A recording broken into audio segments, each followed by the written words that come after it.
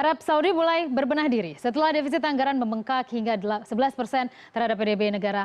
Petrodolar ini akan banting setir, tidak lagi menggantungkan ekonomi negara pada hasil minyak mentah saja, namun membuka diri sebagai destinasi investasi termasuk juga berinvestasi di beberapa negara. Lantas seperti apa skema baru mesin ekonomi negeri Raja Salman ini? Ambisi ekonomi Saudi. Saya ulas sebelengkap untuk Anda pada sore hari ini. Kita lihat bersama bahwa mereka akan melakukan sebuah reformasi. Jadi sebelumnya mereka yang selalu tenang-tenang, goyang-goyang kaki, kemudian dapat duit dari minyak. Ya iyalah ya, semua negara mana yang nggak butuh minyak? Karena minyak awalnya adalah salah satu komoditas yang tidak bisa alpa dalam kehidupan sehari-hari. Kita misalnya akan pergi dari rumah ke kantor juga pakai BBM. Kemudian kalau kita tahu bahwa pembangkit listrik itu salah satu sumber energinya adalah minyak juga. Jadi kita siaran saat ini lighting bisa nyala semuanya karena ada listrik, karena ada minyak. Tapi ke depan tampaknya itu akan menjadi sebuah tantangan baru karena minyak ternyata tidak lagi menjadi satu-satunya komoditas untuk menggerakkan aktivitas ekonomi di pasar global. Kita lihat seperti apa sesungguhnya yang disebutkan ada Saudi Vision 2030.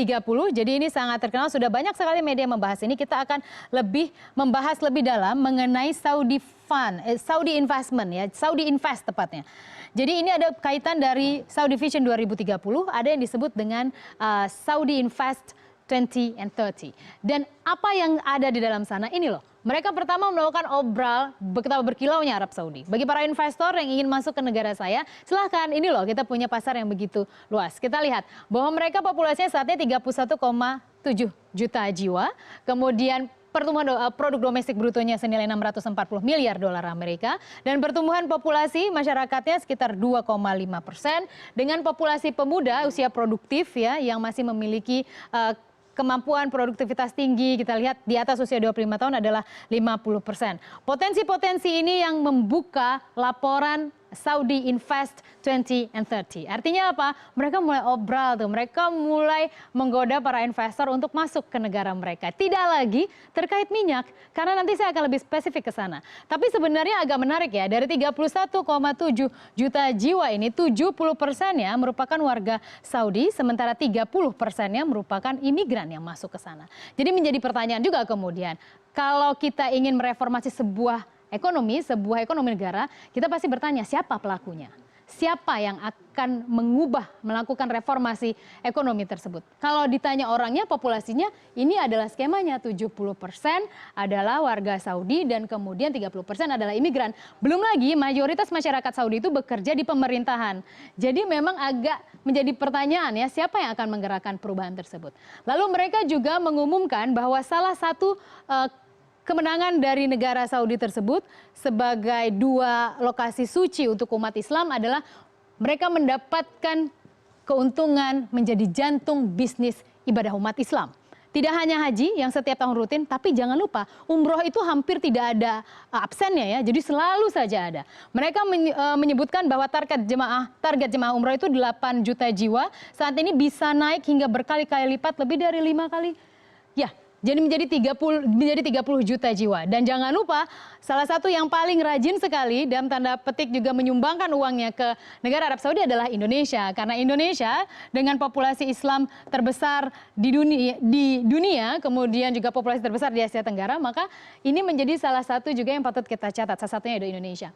Dan kemudian dengan adanya kunjungan masyarakat ataupun jemaah umroh, maka ini seluruh bisnis ini muter. Kalau Anda ke sana, Anda pasti butuh berkomunikasi kan dengan masyarakat ataupun juga dengan saudara Anda, dengan pasangan Anda yang tidak ikut umroh dengan Anda. Dan Anda pasti membutuhkan energi. Kenapa? Untuk nge-charge handphone, untuk berbicara, berkomunikasi pasti butuh energi. Kemudian Anda pasti ingin melaksanakan ibadah umroh dengan kebersihan, dengan sterilisasi yang tinggi ya. Jadi kebersihan itu kan menjadi salah satu potensi-potensi bisnis yang bisa diambil. Lalu retail ya pasti Anda pasti belanja souvenir, oleh-oleh, kurma, apalagi yang lain. Banyak hal yang bisa Anda beli di sana untuk oleh-oleh. Kemudian wisata pasti karena nanti akan ada guide yang bisa mendapatkan keuntungan bayaran. Kesehatan Anda pasti ingin sehat, transportasi pasti kalau misalnya dari hotel menuju Masjidil Haram misalnya, pasti itu ada bisnis di sana dan itu besar angkanya. Lalu infrastruktur pasti dan konten digital. Pasti Anda ingin video-videoin selama Anda di sana, kemudian share dan upload di medsos. Jadi semua itu dari umroh saja ini seluruh ekonomi, aktivitas ekonomi yang bisa berputar. Dari telekomunikasi hingga wisata, semuanya muter ketika bisnis umroh itu jalan di Arab Saudi. Lantas seperti apa lagi promosi yang disampaikan oleh Arab Saudi? Jadi mereka saat ini masuk dengan Global Competitiveness Index. Saat ini mereka berada di level 25 dan mereka targetkan itu akan bisa naik menjadi pada peringkat 10. Global Competitiveness Index ini penting untuk investor, menjadi salah satu acuan investor. Mereka akan investasi ke negara mana. Artinya kemudahan mereka untuk masuk, kemudian tidak berbelit-belit birokrasi itu menjadi salah satu acuan juga.